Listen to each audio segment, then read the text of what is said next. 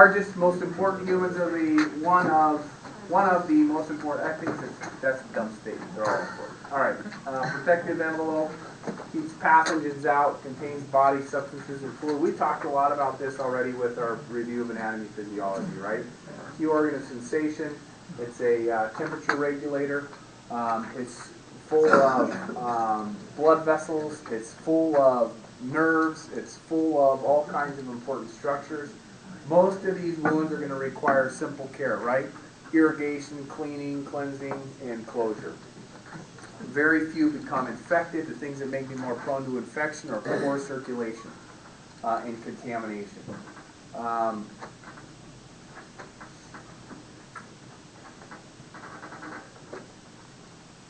So here's our basic anatomy, right? I have my epidermis, which is my most exterior layer, kind of a tough, thick, waxy layer that protects me from and provides some barrier against liquid loss.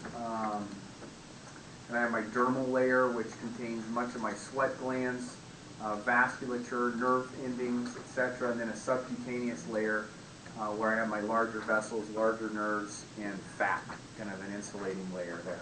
Okay. Muscles, the other part, power for movement. They give the body shape. They help with heat maintenance.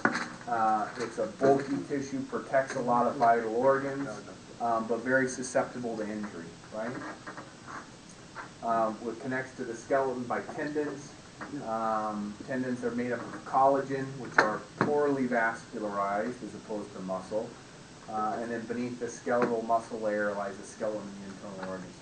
Fascia are fibrous sheets that bundle skeletal masses together, so they kind of compartmentalize different muscular layers and segregate them from each other. It's a very strong and thick tissue. When we talk about wounds, contusions, just like in the brain, this is capillary level damage. I get microvascular trauma, bleeding, a little bit erythematous, and then remember we talked about the breakdown of blood products from blood breaks down to biliverdin, then to bilirubin, and then I secrete it in my bile, right? That's how I eliminate. It's that kind of black and blue discoloration. It eventually turns greenish and yellow. That's the destruction, recycling, and reuse of red blood cells. So here's a contusion. It's just this is an early contusion, just a small discoloration of the skin. Hematomas are actually, instead of kind of bleeding into the tissue, they create a pool of blood.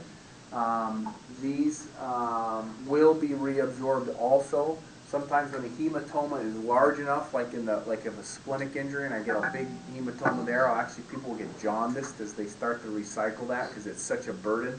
It's such a bilirubin burden, essentially. That level of blood loss that's getting circulated or that's getting recycled. Obviously, if I have a hematoma in my head, like we talked about with subdural and epidural hematomas, it's going to be a problem. But if I have it in my buttocks, it's probably not that big of a deal, right? Because I can expand in lots of directions and not compress anything that's vital. Hematoma in my neck, an expanding hematoma in my neck could potentially, we talked about that, could potentially cause an airway obstruction, so much more emergent. So the location of the hematoma is relevant in terms of what the potential damage is. But a lot of those, just leave them there, and you let the body absorb that blood back in and recycle it. Okay. Crush injury. This is where a significant portion of the body gets compressed. I have significant injury to muscle, blood vessel, bones, internal structures. This creates a very interesting phenomenon. Crush injury management is medical and traumatic, right? It's one of the more interesting parts where you get rhabdomyolysis, kidney failure, hyperkalemia.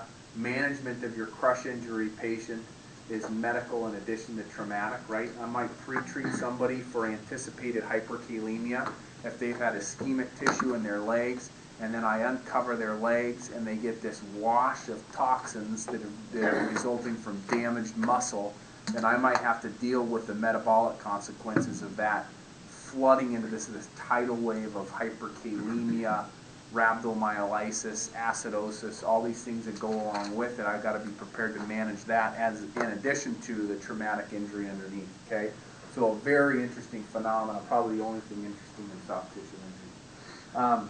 Here's an example of a crush injury. Obviously not enough tissue to really create a interesting metabolic crisis, but you can see the significant damage associated with that. Here's what I'm talking about with the release of those injuries can create floods of potassium, myoglobin, lactic acid, lots of things that can be hard on the kidneys, hard on the heart, and we'll talk specifically about how to best manage that when we get into some of the renal discussions. And Henry Maroc, who's a local nephrologist, a pro-EMS nephrologist, which is pretty rare, he'll come and give you guys a lecture on acute renal injuries and chronic renal injuries, and he'll talk about crush injury during that time and how to manage it, okay? He's a cool guy. Abrasions, everybody knows what an abrasion is. There's abrasions, right? Minor disruptions. Lacerations penetrate more deeply into the dermis, smaller surface area. They can endanger the deeper structures. So here's an example of a laceration. And it's typically blunt. It splits apart. You see stranding of subcutaneous tissue as opposed to an incision. An incision is a knife-like.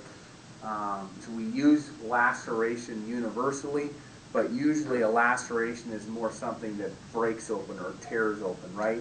So if I smack you in the head with a bat and you split your skin, that's a laceration. If I take a knife and I cut you, that's an incision, okay?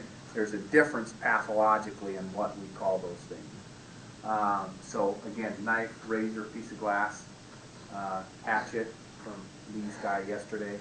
So there you guys hear about my guy? He looked exactly like the doppelganger. We're all on the same one. So that would actually be that guy had an incision, although yeah, they were all incisions. So yeah, it would make that close. It was uncanny. Pretty close to that.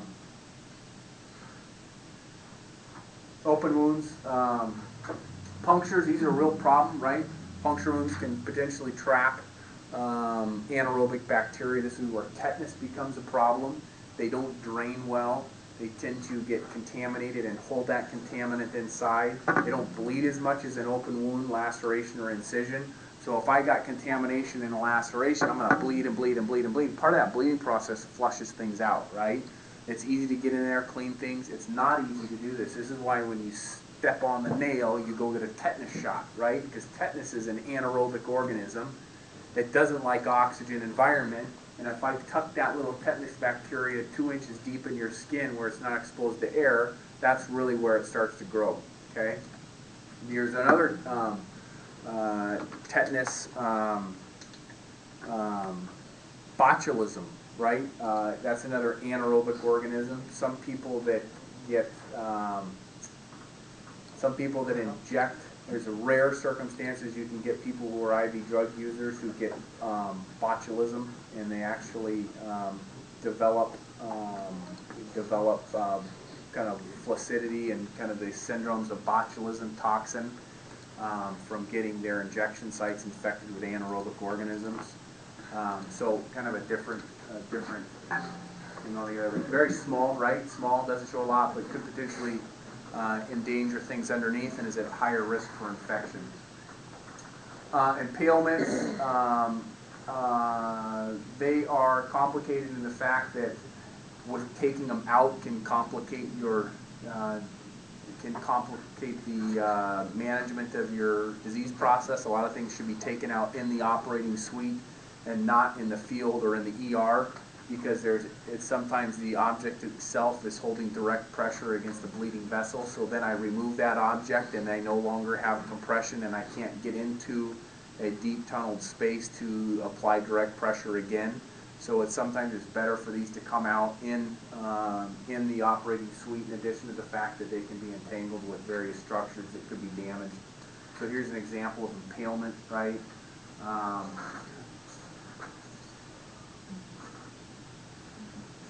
It might be compressing a significant vessel. And so I pull that out, and now I'm gonna bleed all over the place and have poorly controlled bleeding. Avulsions, that describes a flap of skin that's torn loose from the body but not completely amputated. Really serious. This depends on how large the area is involved, where it's at, how contaminated. Sometimes these can be just terribly contaminated, and they can, particularly scalp, when people come out and they hit the pavement, they split their head and they got debris all. You got to lift up the flap and really wash out underneath there, and it kind of tunnels in there, and it's really hard to clean those out. And then, in addition, the flap tends to be poorly circulated. The scalp's a little better, but other places you'll see you get a flap, you lay it back down, and I lost a lot of my circulation to that area, so it doesn't tend to heal well. Sometimes it gets ischemic, sometimes the flap just dies. They started doing procedures called free flaps back in like the 70s, 60s, or 70s or something like that, where they actually would, when they did reconstructive surgeries, where they would actually take a territory that was fed by a blood vessel and cut that section loose and then flap it up with that vessel still attached and cover an area that needed to be covered, and then close the area that was there to cover these big open wounds. And the only way they could do it is if they kept the vessel with it, right? Because then that flap still had circulation and perfusion. But if that hasn't been surgically excised in that manner, then what I get is a poorly perfused flap of tissue that's prone to ischemia and necrosis. So it can be a problem. Obviously, that's not, they should have better pictures. There's much better avulsion. But that's an avulsion flap, right? So that might just die. You never know. Degloving injuries, these ones are really bad avulsion injuries where you see this with rings. So a guy goes up to slam dunk and catches his ring on the net, and it's like it's like eating chicken wings, you know? You just pull it right off of there, and all you got left is a bone. But it can involve a large portion of the limb. These are devastating injuries, very hard to treat. Here's an example of a ring degloving injury. So you can see here's the bony injury here, or here's the tip of the bone, and it's essentially just kind of sheared off and degloved that portion. They're very difficult to manage. Amputation can be partial or incomplete. There's certain times where you can try and replant these. In general, you've got 12 hours on limbs. The more proximal the injury, the better the outcome. So fingertips, we will rarely retach. The thumb, I'm more prone to get a thumb retached than a pinky, right? A pinky, big deal. You got a good story, right? The thumb, your life is affected, okay?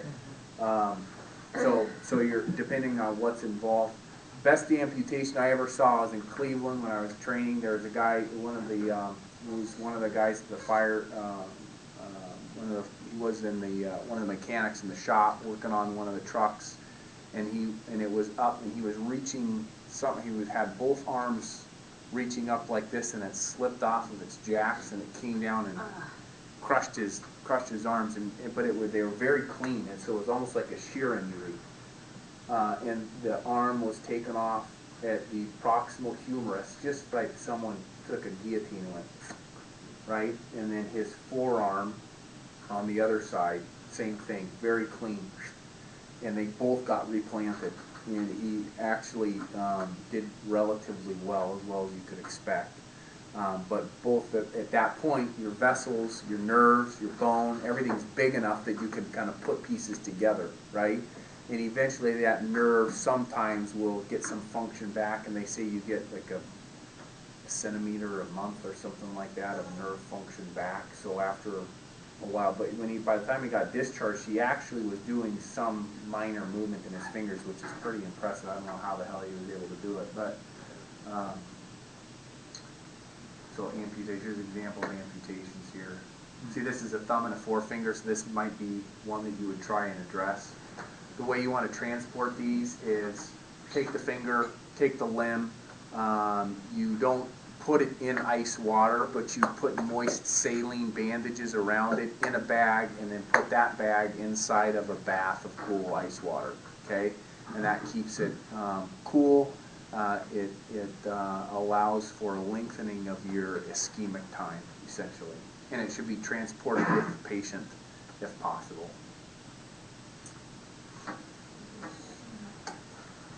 Hemorrhage.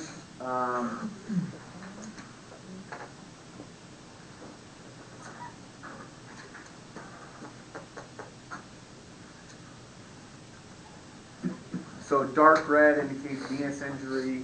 Red with pulsatile bleeding indicates arterial injury. Obviously, the way to manage these are with direct pressure. If I can't get direct pressure, I'm going to go to proximal pressure, okay?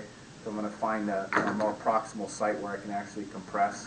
Or if I have to use a tourniquet, I'll use tourniquets. Some of the more difficult ones are the axillary and the inguinal injuries, because it's really hard to get tourniquets on those sites. It's really hard to get direct pressure on those sites. In those areas, you may just have to glove up and stick a finger down in there and try and find a spot where you can actually get direct pressure with the finger in some of those injuries. They can be particularly difficult.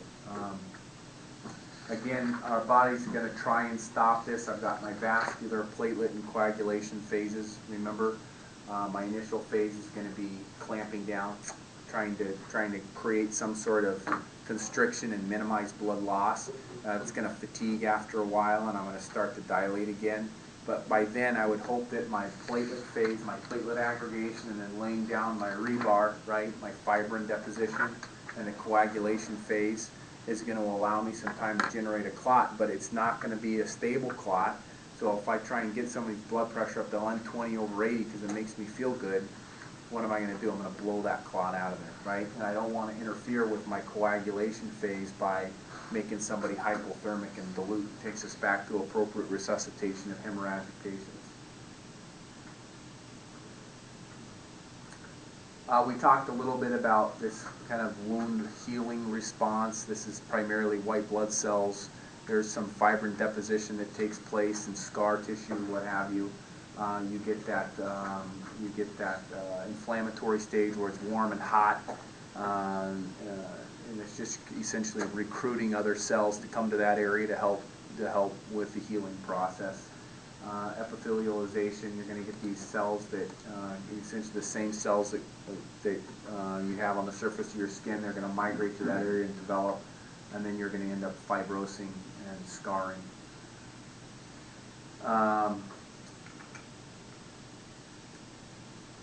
Wound infection, this is the most serious complication of wounds. Most of them are going to be sepsis or staph and strep species.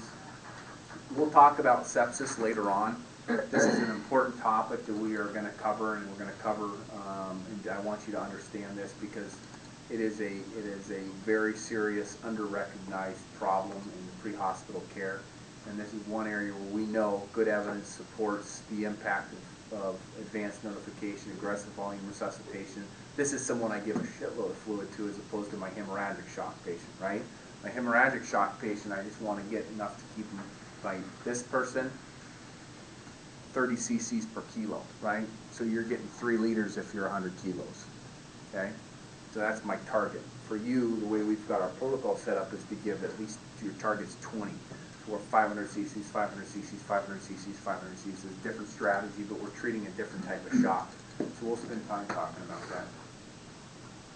We talked about tetanus. Oh, here's one of the important things with anybody in trauma, anybody with hemorrhage. Make sure that you are privy to the various anticoagulants and antiplatelets. There are more and more and more we treat aggressively cardiac and stroke patients, the more we're going to see this. So aspirin, Plavix, Agrinox, some of these you've got to be familiar with at least the name and the fact that it's going to slow down bleeding. Okay, warfarin, Pradaxa, Xarelto. Those are other names that you need to be familiar with. They interfere with the coagulation cascade, okay? Those are drugs that you need to be aware of, and you need to let us know in the hospital when you're dealing with a patient who's bleeding or potentially bleeding who's on those drugs, because it's going to be significant impairment to their ability to coagulate. Compartment syndrome. This is somebody who's got edema, bleeding, anything in a confined space. Remember we talked about the fascia layers that will separate the various muscle groups. It's a thick, fibrous area, right? The connective tissue portion here. So that fascia, it doesn't want to stretch. So if I bleed into that space, I'm going to compress tissue. I'm going to compress the muscle. I'm going to compress the blood vessels. And if I compress too much, then I keep blood from entering that space, right?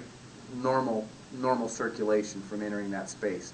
So I get ischemic tissue that wants to swell, and eventually I compress nerves, vessels, everything in it, and everything in that confined space dies. That's called a compartment syndrome. How does it present? Pain, pallor, pulseless,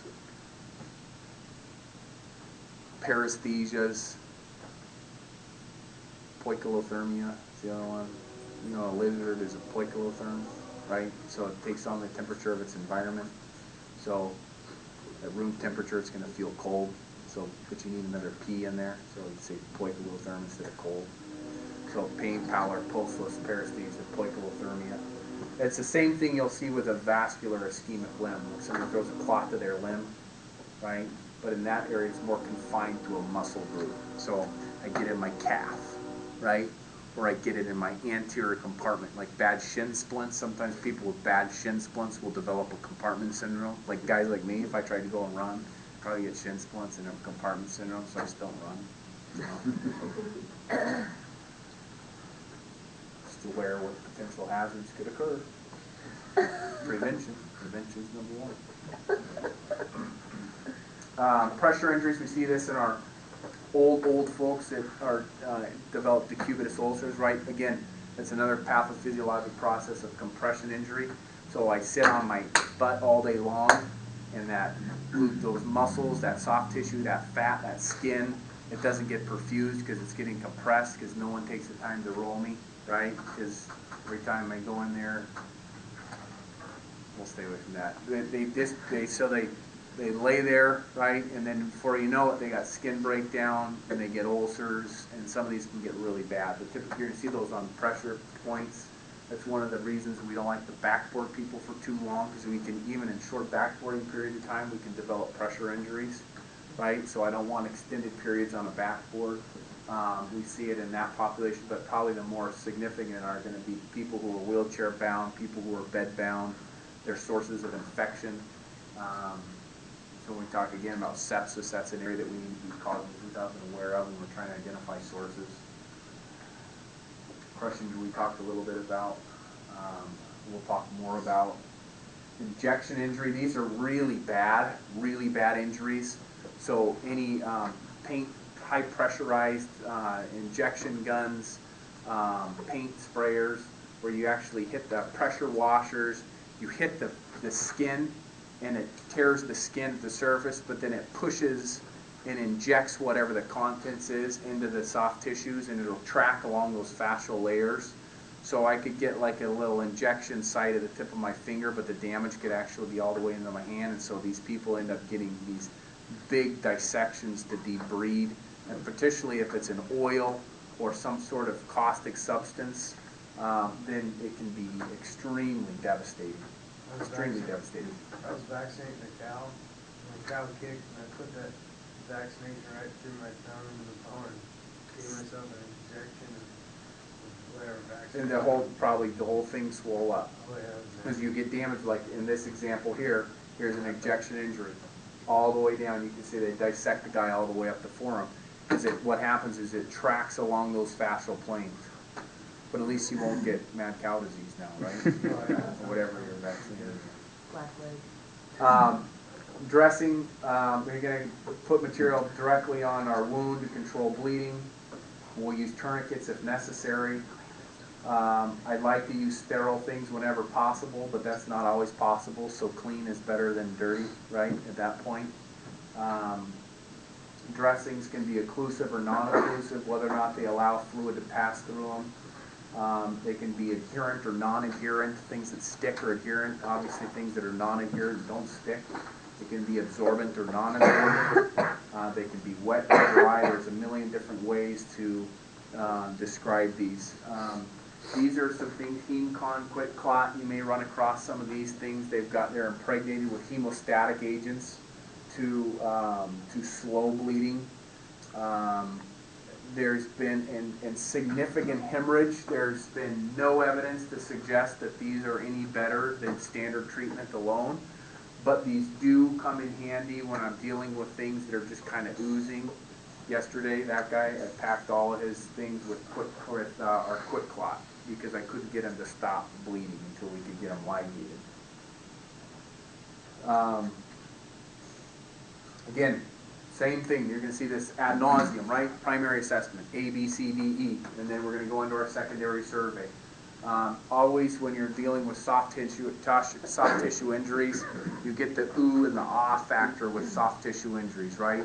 It's very interesting to see a filleted out forearm, but don't miss the underlying pneumothorax, right? Don't miss the life-threatening condition that goes along with these multiple trauma patients because you're too distracted looking at their pinky toe amputation, right? That's interesting and it makes a good photo, which you should not be doing, but you're going to miss some other more significant disease process if we're distracted by soft tissue injuries. Don't forget to think about the systemic effects of these injuries, right? Delayed infection and sepsis, crush injury and hyperkalemia, rhabdomyolysis, renal failure, all of those types of things. Same approach in terms of rapid trauma assessment, A, B, C, D, E, and then our secondary survey, right? So lots of abrasions here, some bruising, but what am I more concerned about on this person? Ah, what sits right underneath here? This, well, what? It's the right, obviously the right side, right? That's his nipple, this is his pubic area, there's a Foley, so I'm on the right abdomen. What am I worried about? Blunt trauma. Liver, right? What else? Potentially kidney. Yeah, maybe you got a little bit of collapsed lung in there, right? I'm going to feel for subcutaneous air, right? I don't feel any. That's reassuring. Listen to lung sounds. Press on his liver. That's what I'm worried about, right? I don't care. I mean, this is fun to look at, but my injury is underneath. Okay, my significant injury lies underneath. We talked about this. We talked about direct pressure. We talked about tourniquets. Oh, the other thing we should say is some of these bad soft tissue injuries, it's best, even if they don't have an underlying fracture, sometimes it's best to immobilize them when you're transporting these folks. If I got a really bad, nasty laceration, put a SAM splint on to immobilize it, to keep them from moving it around and bumping up against things, okay? It'll behoove you to do that. It'll be a help your management. Pain and edema control, ice, elevate, right? Pain medication. You guys are given fentanyl and morphine for a reason in the field, right?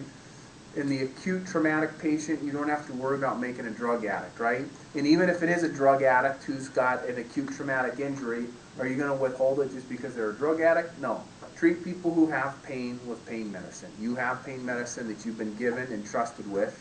Utilize it appropriately, okay? People that are really injured do better when their pain is managed. Be careful with your bandaging. Reassess your bandages.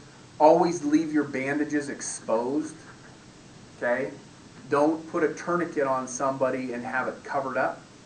Always leave your bandages exposed to the naked eye when you turn somebody over. The last thing you want is for that guy to go to the OR to decompress his skull, get back into the post-op area, and end up finding the tourniquet that was sitting on his leg, right? So all of your bandages need to be exposed so that you can see where they are at. Yeah, go ahead. On the pain management aspect, Yeah. I believe that it said that hemorrhaging was a contraindication for fentanyl. What would you consider like a severe hemorrhage for not getting A fentanyl? contraindication for fentanyl? Mm-hmm. Severe hemorrhage, if they're hypovolemic shock. Yeah. Remember what I said earlier about the anesthesiologist who uses fentanyl and blood to resuscitate hemorrhagic patients? That's what I think about it. But what I would say for the textbook answer is I know that every one of these agents, it's a sedative or an analgesic, is going to remove your catecholamine drive, right? It's going to remove some of your catecholamine reflex. It's going to take off some of that fight or flight. Remember that critically ill patients don't need big doses of those things, okay? They don't need big doses. Sometimes they just take a fragment of the amount that a normal, healthy person is gonna require. So I would say be judicious about your use. You're entrusted to use it, right? I'd be aware of the fact that it's gonna potentially drop my blood pressure a little bit. How am I gonna respond to that when I see it? Am I gonna fill that void with some volume when I create that volume, right? Or am I gonna say, you know what, this person is so out of it, they probably aren't gonna remember pain anyway, then I can't risk dropping their blood pressure. So I would say it's a caution, I wouldn't say it's a contraindication. In terms of what do I call severe shock, that's very well defined in terms of hemorrhage, of mild hemorrhage, severe hemorrhage, moderate hemorrhage, and how much you can predict their losses are based on their exam, mental status, distal pulses, capillary refill, things like that. And we'll get into that with the hemorrhagic shock lecture. Okay, does that make sense? Yep. We talked about amputation. Remember, wrap it, saline, put it on a separate, distinct bag, put it on ice.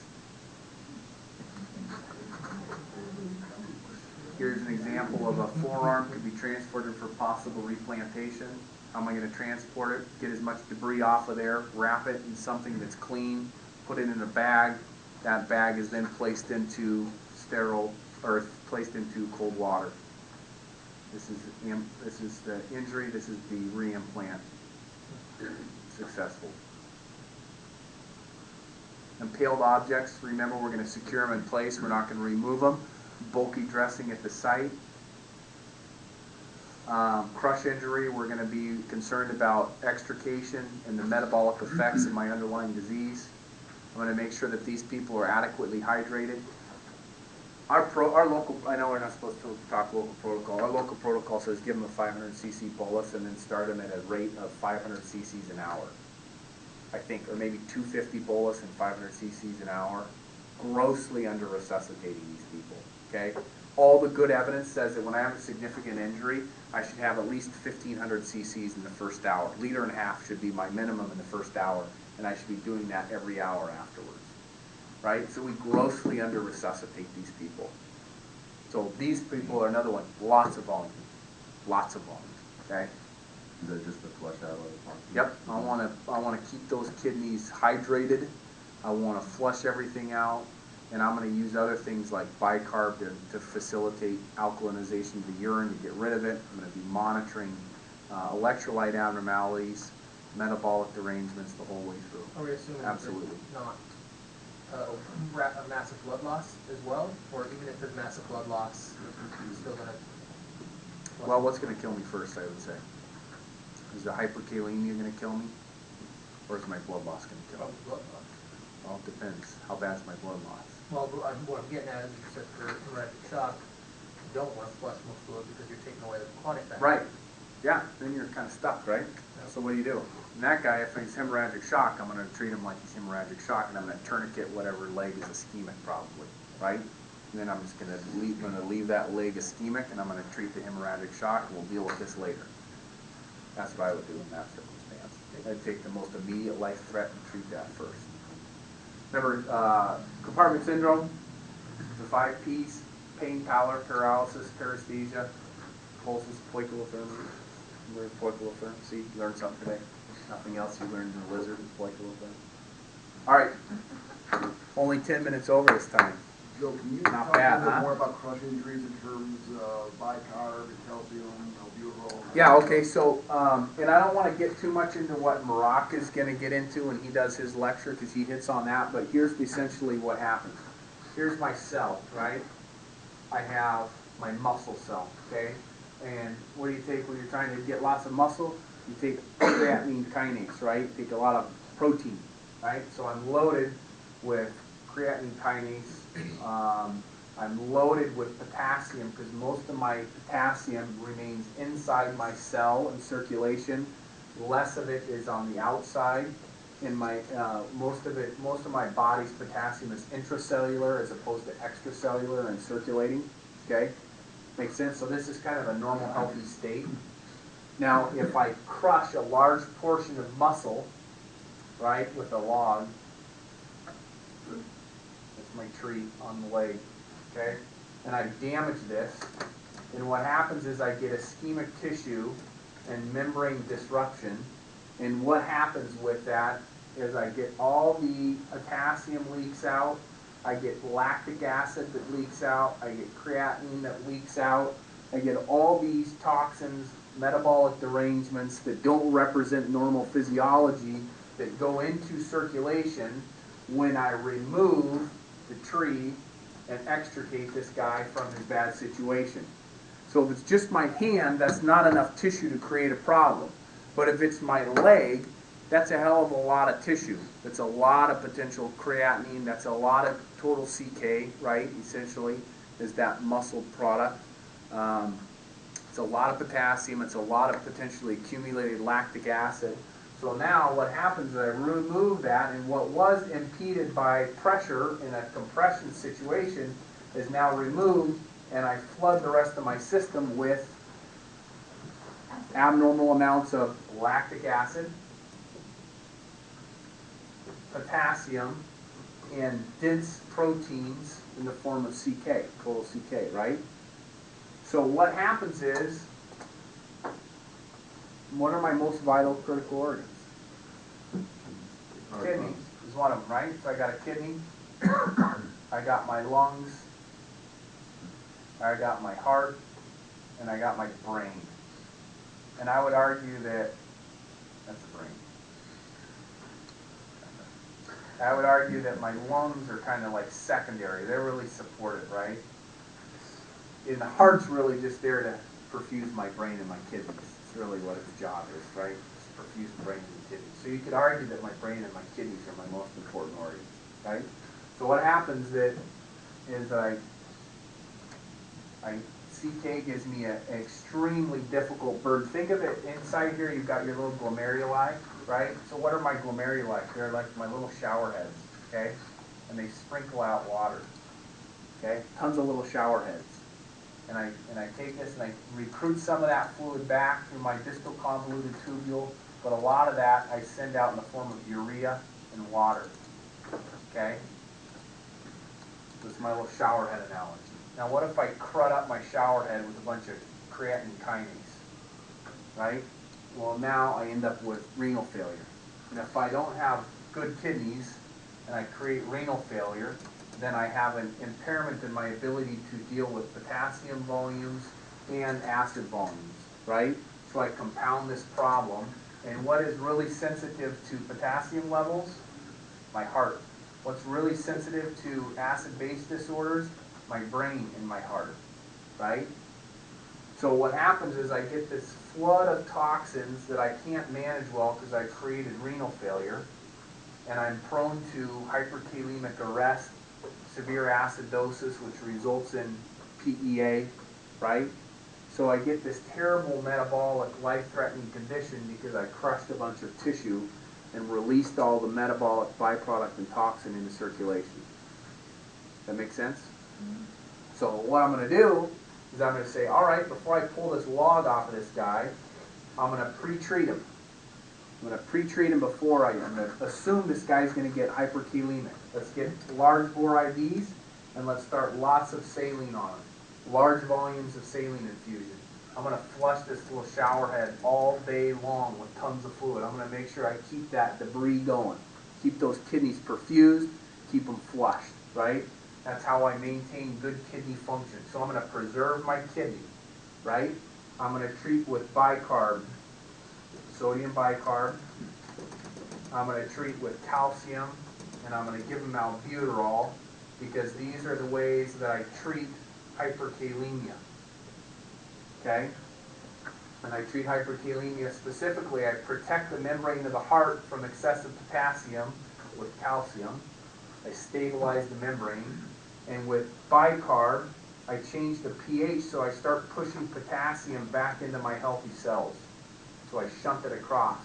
And I push what is systemic potassium back into what residual cells that I have. And I do the same thing with albuterol. The utilization of albuterol forces me to put a potassium from the extracellular space into the intracellular space. So I start to shunt and force potassium back into an area where I can keep it out of circulation so my heart doesn't see it. We're gonna go over this again, don't worry. I love hyperkalemia, it's one of my favorite topics, right? So you're gonna see this again, I promise you, at some point you're gonna get a mega code and it's hyperkalemia, okay? So just on your differential, just put it there, okay? We'll talk about this a ton. We'll talk about management of it a ton, but this is why this trauma, everybody's staring at the log and the leg, and they're like, oh, pull the guy out of there, right? And then you pull it off and you put him in the gurney and all of a sudden he's dead. Well, you don't die from a crush injury. It's not your leg that killed you. It's the potassium bolus you took. What do I do to kill people or pets, right? Not people, but pets, right? Damn it. What do you give them? Give them potassium, right? Give them potassium injection. That's how you euthanize an animal. Give them potassium. What happens? Their heart stops pumping, or it goes into a fatal arrhythmia. That's potassium bolus, that's what it does. So when we talk about succinylcholine, when I depolarize everything with succinylcholine, the depolarizing agent, what I'm doing is I'm pushing a bunch of potassium throughout my entire body into circulation, so I get a momentary spike in potassium. So if I've got somebody who's hyperkalemic, and it's like pouring salt in their wound, right? So that's why all my contraindications for succinylcholine are hyperkalemic problems. We'll talk about those as we go through also, okay? Is there a quick answer for why albuterol? Albuterol is just a bronchodilator.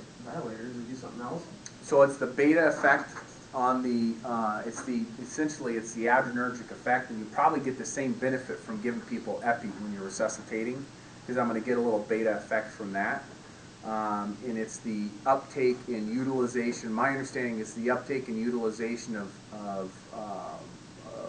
glycogen stores that requires essentially the use of insulin to utilize your glucose, requires the uptake of a potassium. So when I stimulate the sympathetic nervous system, then I'm going to end up utilizing insulin, and I'm going to, I have that backwards.